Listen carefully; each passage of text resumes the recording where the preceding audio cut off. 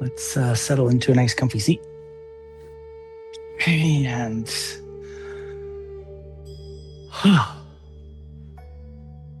just feel your way into a breath that is nice and supportive. Maybe let the eyes close here.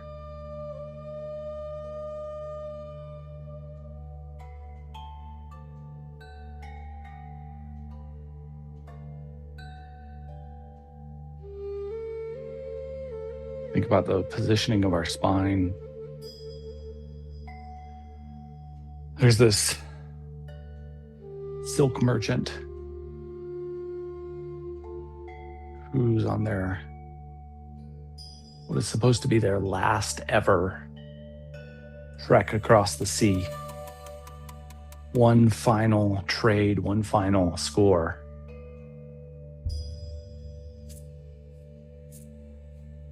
And like you might expect,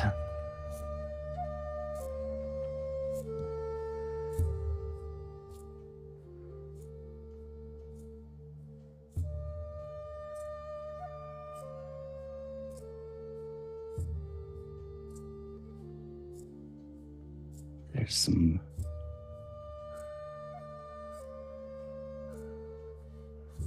challenges.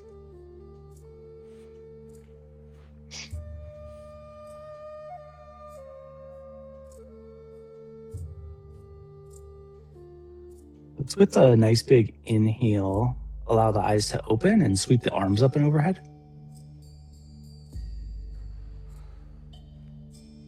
And then exhale and just bring the hands to heart center.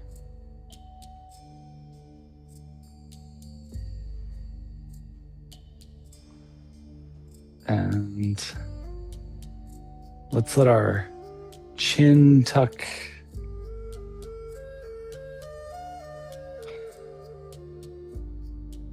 And then inhale and bring the head back to neutral.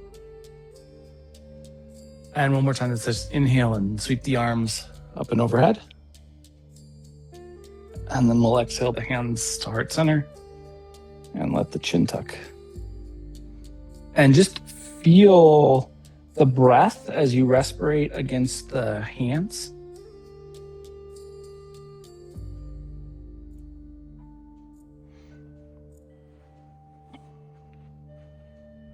And then let's inhale and bring our head back to neutral.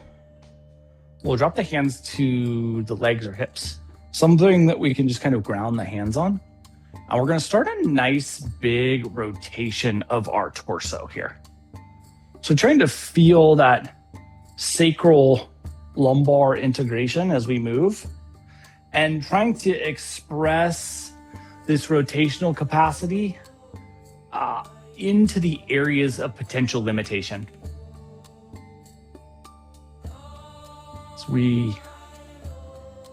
As we go about life, right?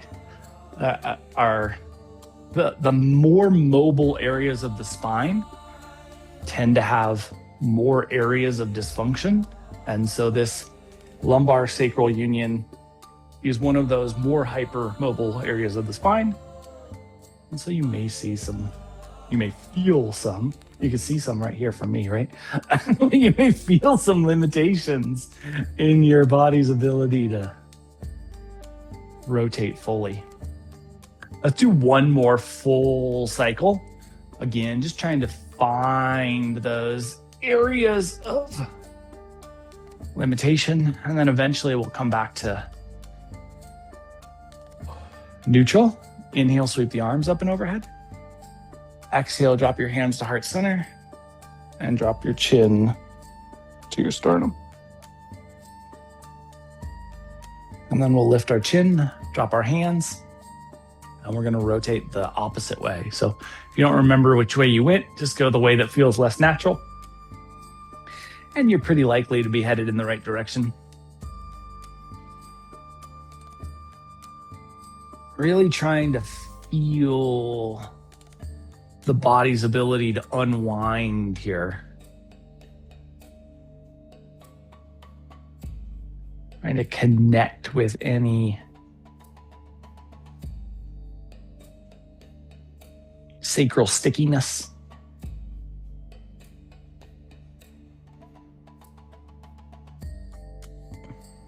So the problems that have come up for this silk trader, their boat is currently being pursued by pirates. Pirates who know about this giant score of silk, this final trade. So the silk trader and the entire crew are trying to deal with that. Maybe one more time in this second direction till we come back to a neutral spinal alignment. That's inhale, sweep the arms up and overhead. Exhale, drop your hands to heart center. Drop the chin. Inhale, lift the chin back to neutral. So right hand come down on the right side of the mat. So we're going to anchor that hand then and take the left hand straight up. And then just start to allow the left hand to work its way over. The right hand may walk out to allow for this lateral expansiveness. And then gaze here can be straight down, it can be neutral, it could be up, just depending on what feels most appropriate for the cervical spine. Probably the key is we want that left side, particularly the left glute, to be anchored here. And then eventually we'll walk our way back to a neutral, maybe asymmetrical, but a neutral seated alignment. Let's do the same thing to the second side. So left hand anchors, right hand extends, and then the right hand starts to work its way over. Maybe the left hand starts to extend out, just kind of depending on how the lateral body feels this evening.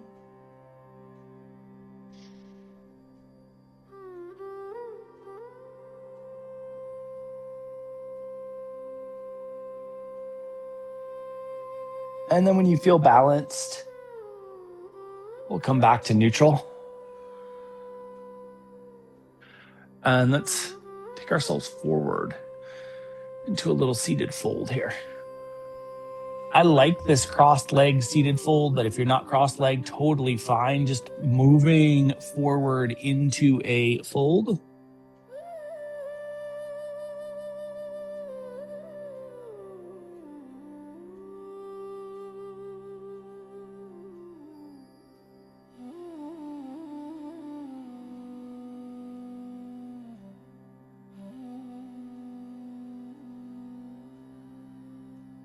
Feeling the expansiveness available to your lumbar. And then eventually, let's press ourselves up and walk back to neutral for the moment. Sweep the arms up and overhead. And then exhale your hands to heart center. Drop the chin. Inhale, lift the chin to neutral. And we're going to walk ourselves out towards that fold again. But this time we're not going to drop into a fold. So we just have some arm engagement out in front of us. And let's walk over to the right. And you can take this as far as you can stay grounded on that left side.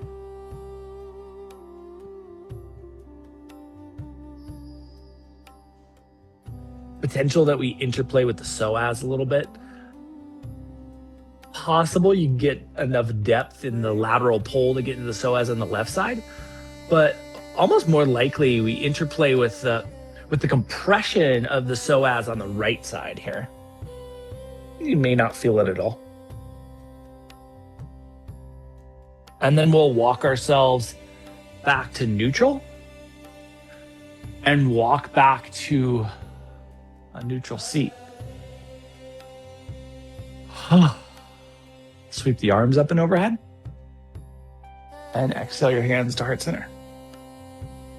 Kind of feel the variance in the left-right side of the body, that bilateral variance. Let's drop the chin. Lift the chin back to neutral. We'll walk ourselves out.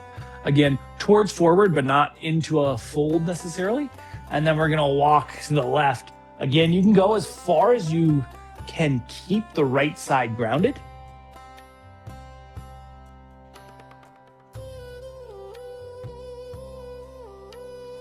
Good lateral line opening.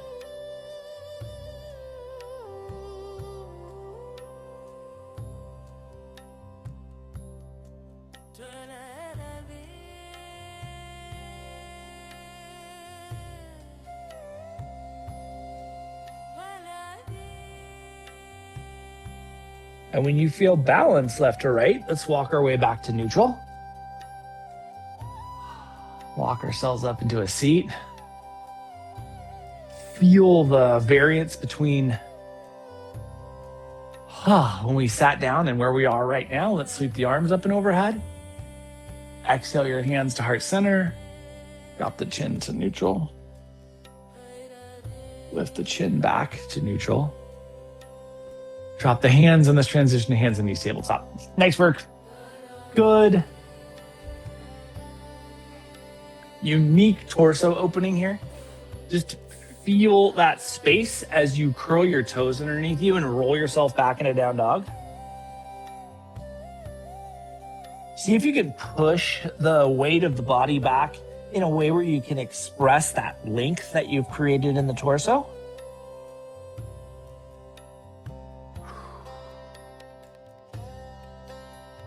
Feel the engagement across the fingerprints and the finger mounds as the weight both elevates into the hips and drives back into that posterior chain loading. And then let's come down to hands and knees tabletop. We'll flip the tops of the feet and sink our way back into child's pose. And as you sink back, think about anchoring. Even if it's an energetic anchor, right? Like even if the tailbone does not feel like it's connected and grounded, think about an energetic anchor that we're gonna keep right in the middle of our mat. And we're gonna walk both hands over to the left side of our mat. Now you can keep the right hand on top of the left, you can put the left hand on top of the right, but we're just thinking about lateral chain expansion. So try to feel the right side of the body expand and open as you start to arch. And then once you get as much lateral bend as you can create, maybe you start to walk those fingertips out a little bit more, and we start to give some intercostal expansion. The space between the ribs starts to peel open into this width, into this capacity for space for our respiration.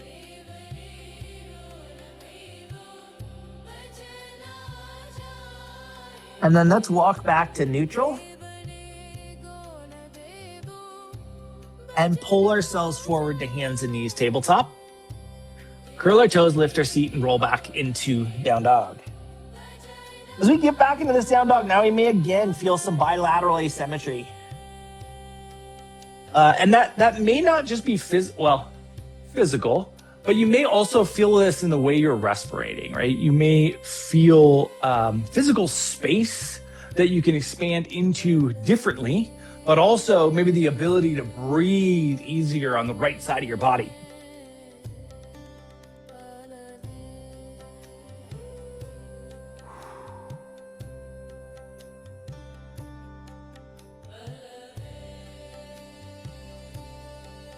And then let's come down to hands and knees tabletop. We'll flip the tops of the feet and sink our way back into child's pose.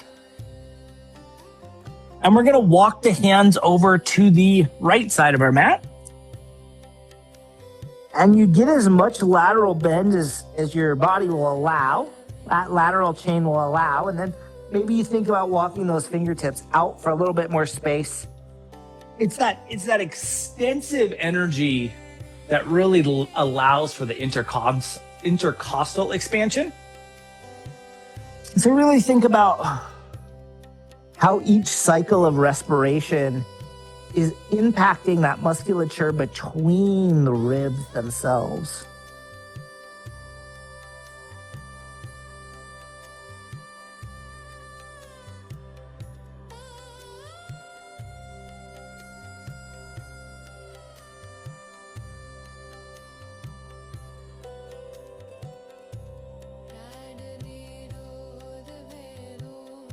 And when you feel balance left to right, we'll walk ourselves back to neutral. Settle once again into a traditional child's pose. Think about getting the weight back into the hips here. can be a little bit hard because we've been so thinking about torso expansion. Maybe you press into the hands a bit to help shift the weight backwards. If you are pressing into the hands, think about how the posterior chain is getting active, how that subscapular musculature is receiving the pressure, and how the whole upper torso is active in assisting the weight driving back into the hips. And then keep that kind of idea with you as you pull yourself forward to tabletop, curl your toes, lift your seat. And once again, think about using that musculature to push the weight back into the hips, to push back and feel the upper torso musculature, the shoulder girdle musculature, help elongate through the torso and into that tailbone expansion.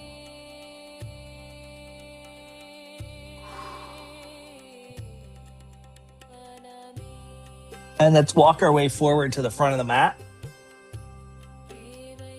And we'll inhale into half lift. Exhale back into fold.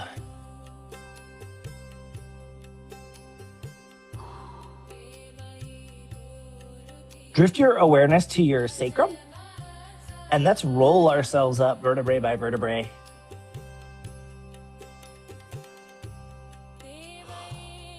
Bring your hands together at heart center. And as the hands come together at heart center, really just feel the space in the torso, how the ribs are sitting here. Let's sweep the arms up and overhead. Think about that extensive capacity as you come up onto your tiptoes. And then stay on the tiptoes as you drop your hands to heart center. Think about a little active energy across the shoulder girdle here. And then we'll release the heels. As the heels come down and as the weight distribution balances, slide your left foot straight back into lunge. And sweep the arms up into crescent. So you get into this crescent, smooth into that front quad, maintain that vertical torso alignment, splay the toes out on both feet. So you have very active feet, very active plantar fascial tissue. And then drop your hands to heart center and use that to just help you step forward. And refine mountain.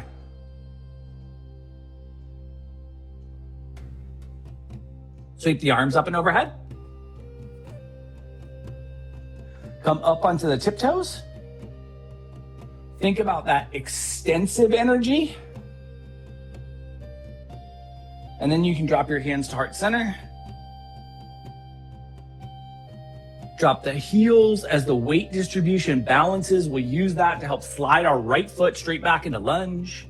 Sweep the arms to crescent. Smooth into that front quad. Keep the torso engaged. Keep the core engaged. Stay vertical through the spinal column.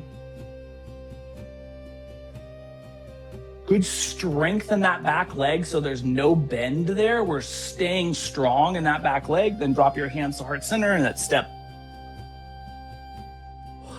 to the front of the mat. Sweep the arms up and overhead. Exhale through forward fold. Inhale into half lift. Long, expansive spinal column. Exhale back into fold. Plant your hands. We'll walk to down dog.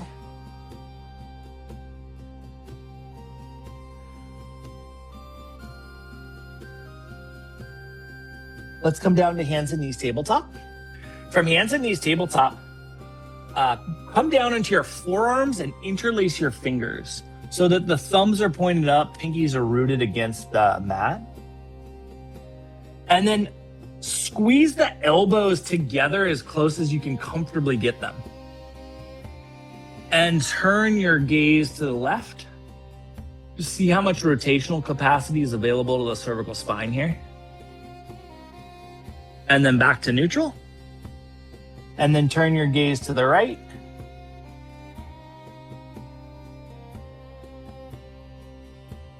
And back to neutral.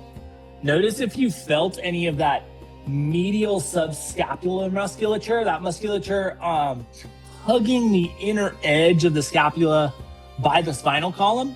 And then think about that musculature as you keep the elbows pushed together and try to keep roughly a 90-degree bend in the elbows and sink the seat back. Like you're trying to fight the elbows from releasing to straight. You're trying to keep that 90 degrees as you sink the seat back towards like a modified child's pose. And as you're doing that, feel all of that shoulder shelf musculature, that shoulder girdle musculature working to help stabilize here. And then come forward, relax, and slide back into a traditional version of child's pose. Now the shoulders may feel pretty fatigued. If that is true for you, my suggestion would be hands back to the heels, allow for a little bit easier blood flow into the shoulder structure. But if it feels good to have the arms in front of you, perfect.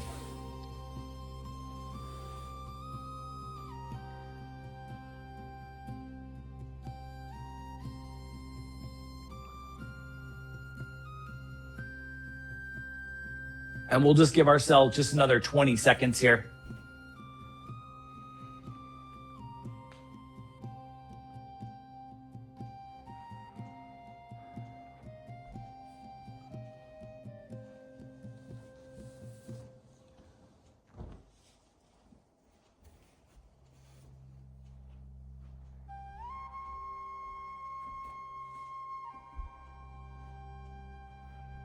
When it feels appropriate for you, let's pull our way forward to tabletop, curl our toes, lift our seat, and roll our way back into down dog. Try to get your weight back into your hips.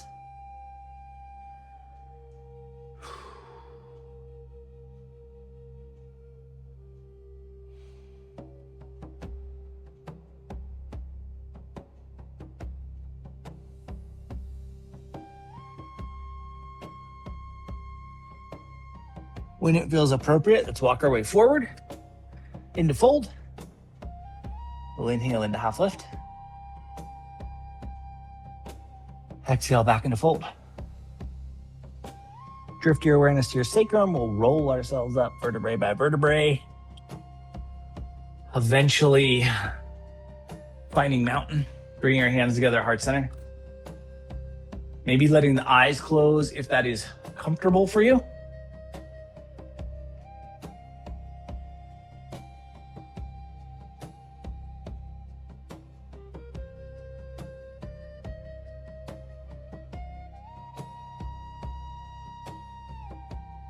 And then when it feels appropriate, eyes open if they are closed, we'll slide the left foot straight back into lunge, ground our left heel, roll our way into warrior two. Think about the direction of those toes on the front foot and think about how splayed open you can get those toes. Let's bring our right arm to a 90-degree bend and bring the right forearm to the right thigh. Then take the left arm and extend it straight out in front of you, palm down. And try to start to focus back in on this lateral line expansion.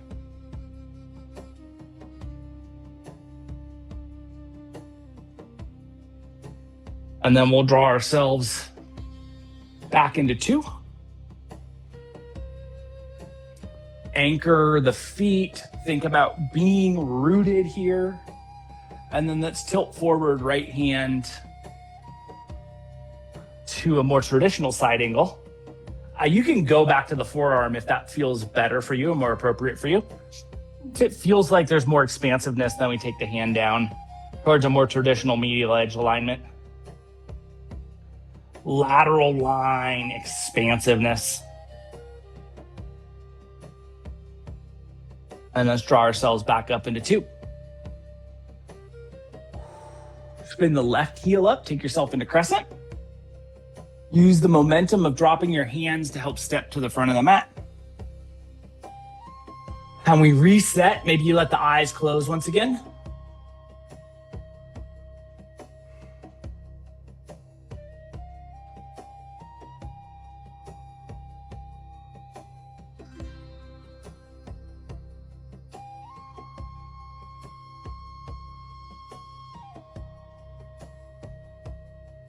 If the eyes are closed, let's allow them to open. We'll step the right foot straight back into lunge. Ground the right heel, roll to 2. Big, expansive line here. Think about the direction of those front toes straight forward, toes splayed out wide. Left elbow bends 90 degrees. Left forearm to left thigh. The right hand reaches straight out, palm down. Lateral line expansiveness. You can push into that lateral edge, pinky toe edge of your right foot to help anchor the line's length.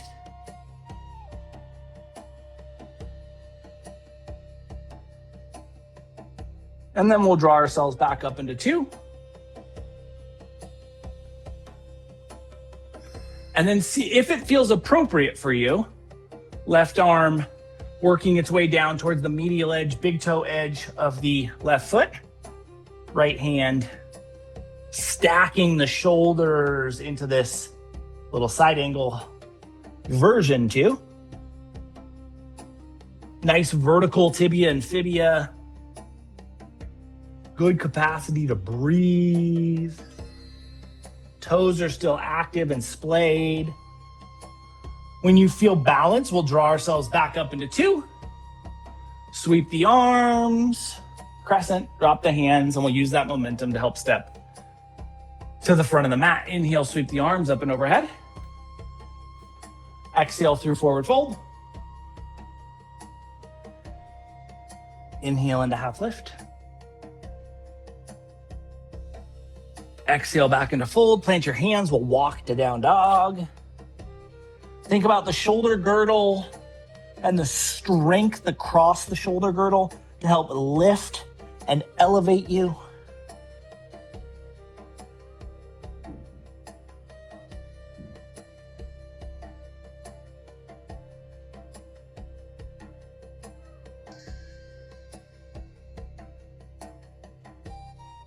And we'll come down to hands and knees.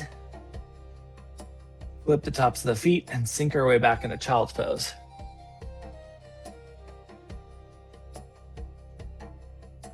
So we land in child's pose, just allowing for the opportunity for full release and relaxation.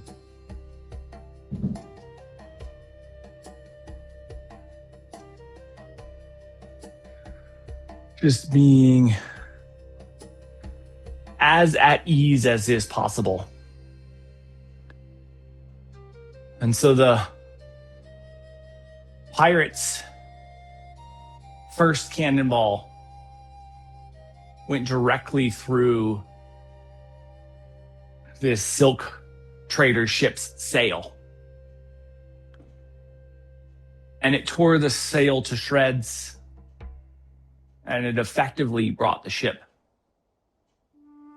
to a halt. But it was the next few cannonballs, exploding wood planks,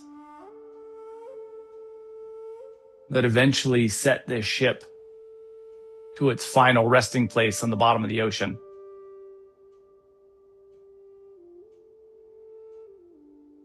And as this silk trader was kind of dragged off of the deck and onto a little escape dinghy, he was kind of in a catatonic state. He didn't speak. He just stared back at these pirates as they were offloading as much of the silk as possible before the ship was completely submerged. Last 15 seconds here.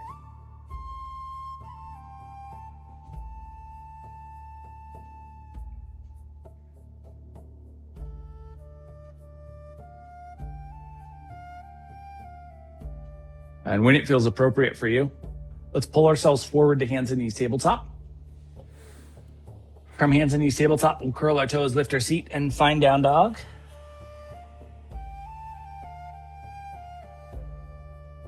Take your right foot and extend it straight back and behind you. Nice little three-legged dog here. And let's step our right foot forward into lunge. And ground your left heel. Take the right hand to the medial edge, big toe edge of the right foot, but keep your left hand grounded as well. And then see what it feels like to slide back into your right hamstring so that we start engaging a triangle leg alignment.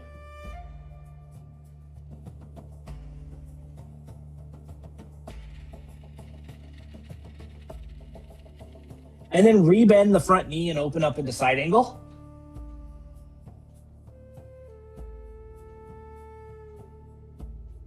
See if you feel like you have more space here. More torso space opened up by the leg space, by that posterior chain on the right side. And then left hand comes down to the mat. And spin your left heel up and step your left foot halfway forward.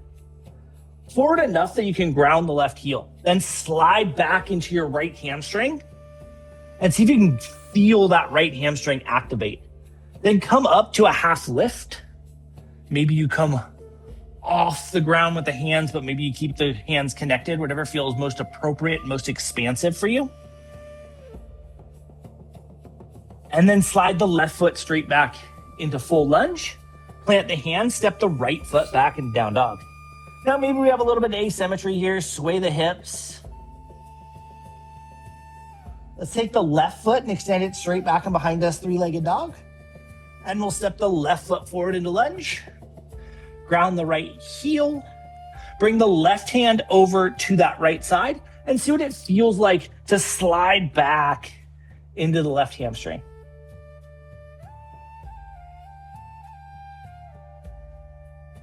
Just trying to open up some space on this posterior chain.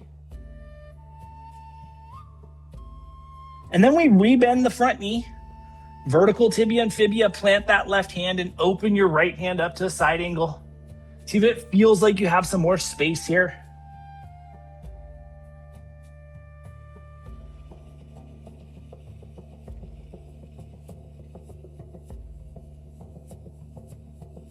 When you feel balance left to right, right hand comes down.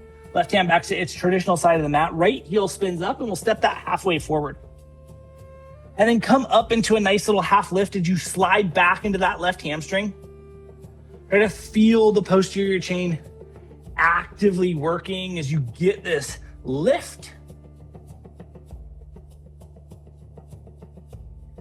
Again, when you feel balance left to right, planting the hand, stepping the right foot back into lunge, stepping the left foot back into down dog. Feeling this space now, this balance of space between the torso and now the lower half of the body. And let's come down to hands and knees. We'll flip the tops of the feet and sink our way back into child's pose. Anchor and land and breathe.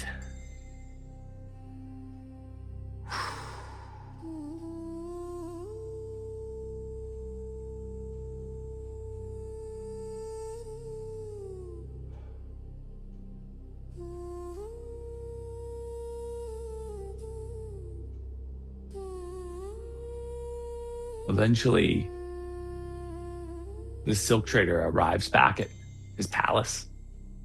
And it is a palace that has seen better days. It is a palace. It's dilapidated. And he has summoned an accessor to come and review his finances with him. The accessor has arrived. Assessor has arrived.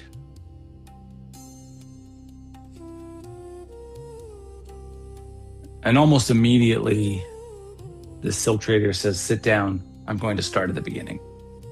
And he starts telling the story about how he built this massive trading empire from a very young age. And how in order to expand, he had brought on a partner decades and decades ago. And he tells this assessor that this partner had screwed him over. And because of that, This massive, growing, expanding empire had to cut its fleet in half from 40 to 20 ships.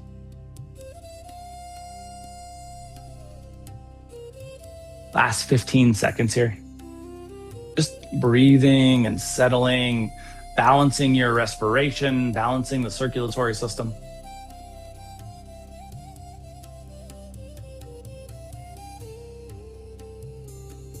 And when it feels appropriate, let's pull ourselves forward to hands and knees tabletop.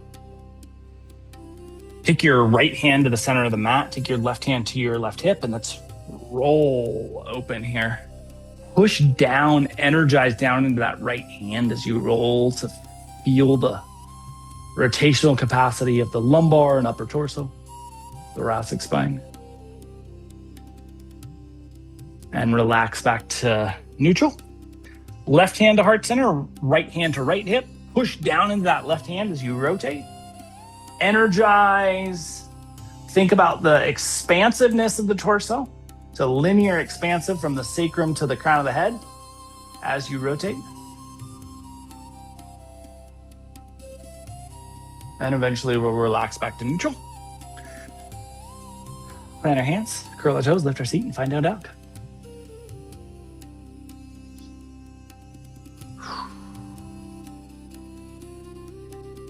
And we just breathe here. We're just at ease here.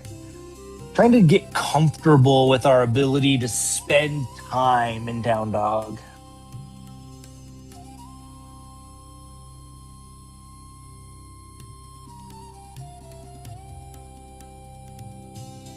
Keeping the fingertips engaged, the finger mounds engaged. Keeping our weight back into our hips. And then eventually, let's walk our way to the front of the mat. We'll inhale into half lift.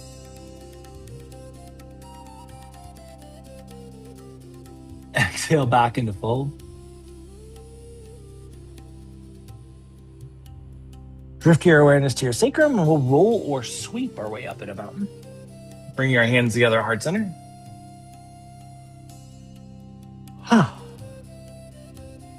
Let's step our left foot halfway back on the mat. So as we step back, we want to be able to ground the left heel, and we want to make sure that the hips can point straight forward. I'm going to move a little bit more to the center of my mat, but we're going to keep those hips pointed straight forward, and we're going to bring our hands to heart center, thinking about the pinkies kind of pointing out directly at the front middle of our mat.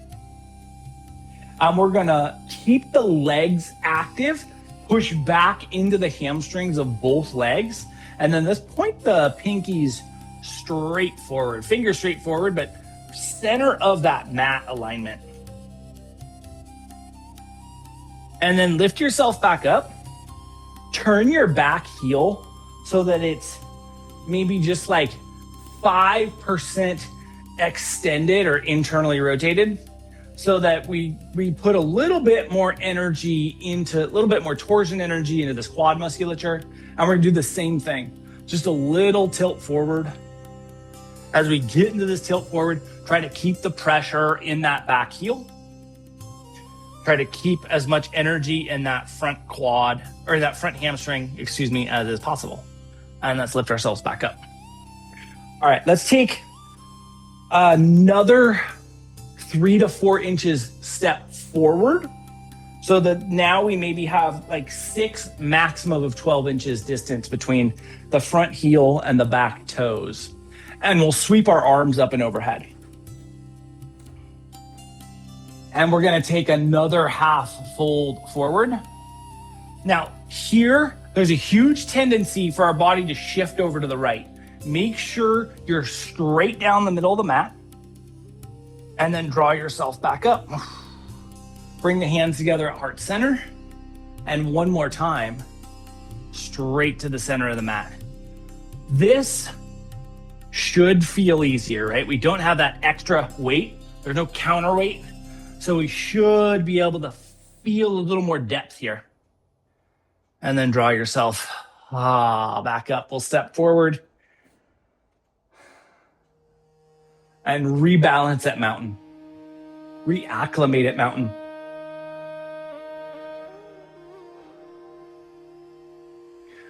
When it feels appropriate for you, we're going to head to side 2. Right foot's going to slide half back.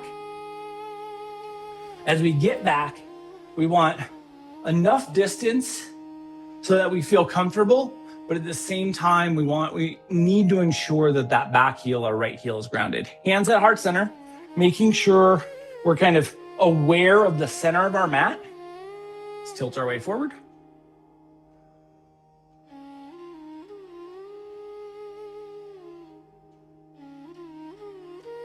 Feel that left hamstring energy energize into the right heel, and we'll draw ourselves up.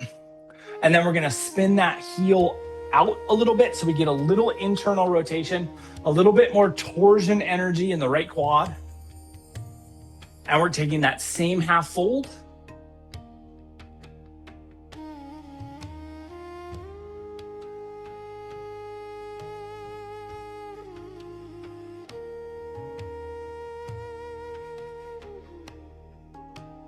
And bringing ourselves back up, step forward so that you have no more than 12-inch distance between the front and back foot. We'll sweep the arms up and overhead. And we're taking this half fold right down the middle of the mat. Body's gonna wanna drift to the left here. Hug back to that midline. Stay engaged in the core, stay engaged in the hips. And we'll lift ourselves back up, drop our hands to heart center. One more time, we're going to this half fold. We should have more room or ease in our body to be expansive here. Think about that expansiveness, the flat neutralness of our back. When you feel balanced left to right, we'll lift ourselves back up. Step to mountain. Maybe you let the eyes close here. Eventually, no rush to make this true, but eventually, we're just gonna drop down towards Malasana for just a little lumbar reset. Now, if Malasana doesn't feel comfortable for you, you can come up onto those tiptoes. You could also be a little bit higher with the arms resting on the thighs. If we can get into a more depthful Malasana, settle into that. We're not gonna be here super long. Give ourselves just 10 more seconds. I know for a lot of people, this is a excruciatingly challenging position. And then eventually, we'll release ourselves onto our spine, all the way back onto our mat, and settle here. And we allow a practice worth of movement to settle into our body. Maybe you let the eyes close. We're gonna give ourselves 60 seconds to just really feel everything we've done thus far.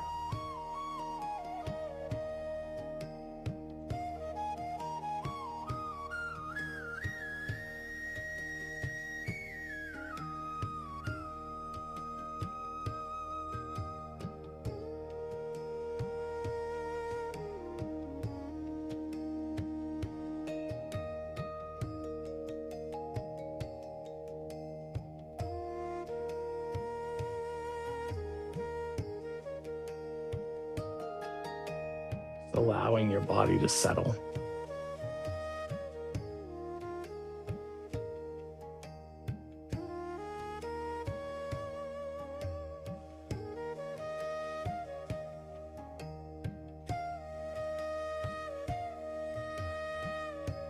When it feels appropriate for you, if your knees aren't bent, let's bring them to a bent position. Let the bottoms of the feet come together and the knees fall out wide.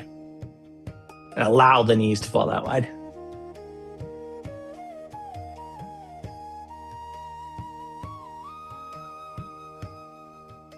And so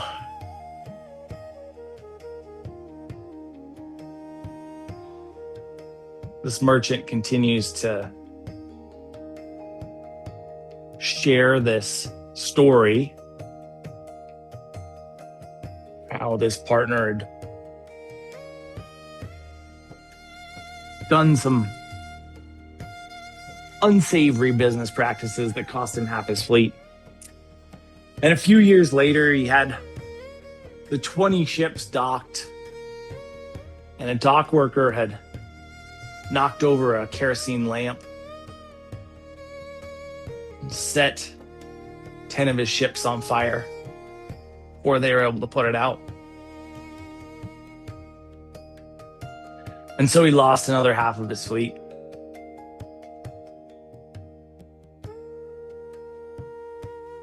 The assessor is writing every piece of information that he's given down.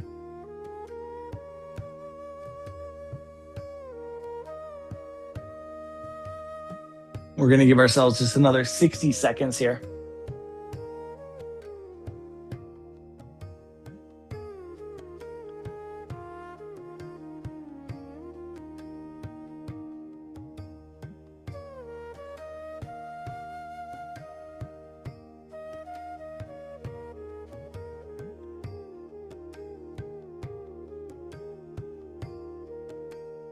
And this silk trader continues on with this story. He's, kind of decades into his career now. And he says, I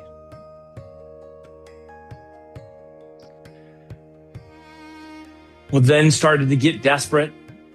All of a sudden, my fleet in 15 years had gone from 40 to 10. And so I started taking more risky routes, more risky trades. And over the course of 5 years, I lost 5 of my 10 ships.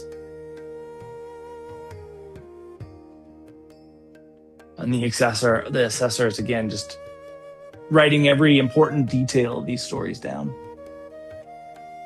When it feels appropriate for you, let's bring our knees back to neutral and pull the thighs in towards the torso. Give yourself a nice little squeeze. If it's accessible to you, let's extend the hands out towards the lateral edges of the feet for a little happy baby. Maybe you add a little lateral sway here. Maybe you're a little bit more static, and maybe you have the thighs just compressed to the torso, and that's enough, and that feels right for you. We get into happy baby, maybe we have a little bit more connection with our lumbar spine. We want to make sure that our lumbar is neutral, that our torso is neutral from lumbar to back of the head.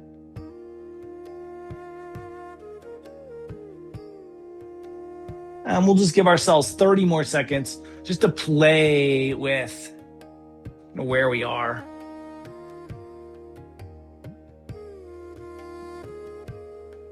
Any last opportunities for this neutral, kind of loaded torso engagement? And then when it feels appropriate, we can release the feet down to the mat and ask yourself if there's anything that you might want, need, or could benefit from prior to the stillness of Shavasana. And if there is, let's offer that to ourselves now.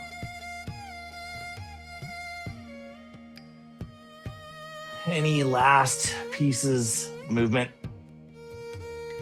And then when you're ready for your version of stillness, when you're ready to settle into your version of Shavasana, let's do that.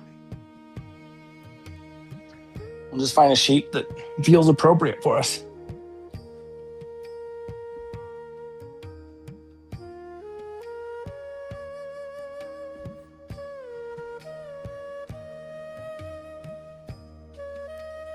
And so then over the next few years, the silk trader kind of lays out how he lost 4 of the last 5 remaining ships, until finally he gets to this story where he tells us, the assessor, how he was going to make one final run, how he made this huge deal, bought all of this silk, loaded this boat as full of goods as he could.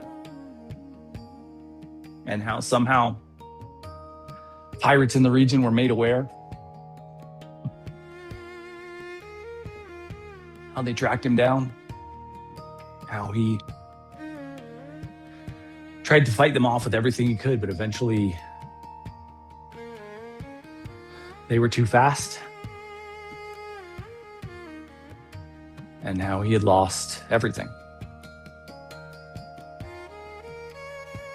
And we'll just find our version of stillness here.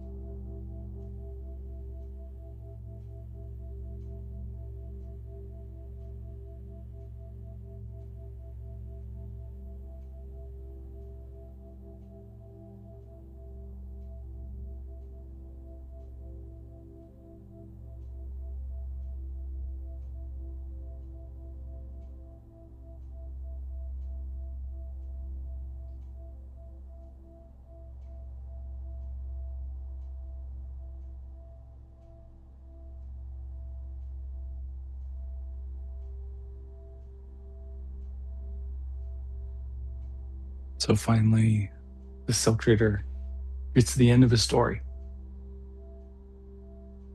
And he looks at this assessor and he says, "So tell me, how ruined am I? How broke am I?" And the assessor kind of does some more scribbling, like he's doing some math. And then he looks up and he says, "I have good news. You've run a tremendous profit." And this silk trader rips this book out of this assessor's hand and he's like, "What are you talking about? I just told you a story of devastation, how my business has been ruined over the last 3 decades. We'll start to bring some movement into our fingers and our toes, into our wrists and our ankles, up into our elbows and our knees.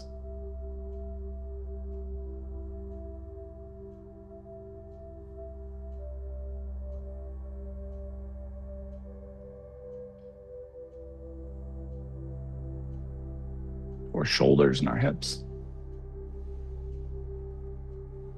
to our neck and our head, to our jaw, to our eyes, to our tongue.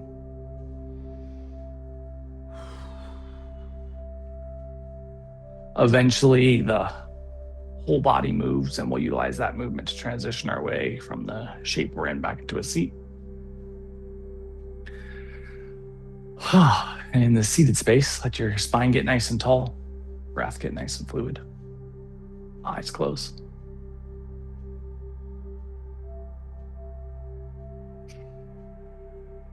And the assessor says, "Well, if you start at the beginning, you came into this world with not a stitch of clothing and on a borrowed breath. So every sunset you've seen, every copper you've picked up, every piece of clothing you've put on is a net positive." And with our next inhale, we'll bring our hands together, heart center. Over the course of the next 7 days, can you be aware of the true ledger and see how that impacts your experience? Thank you so much for being a part of this evening's practice and for being you. Namaste.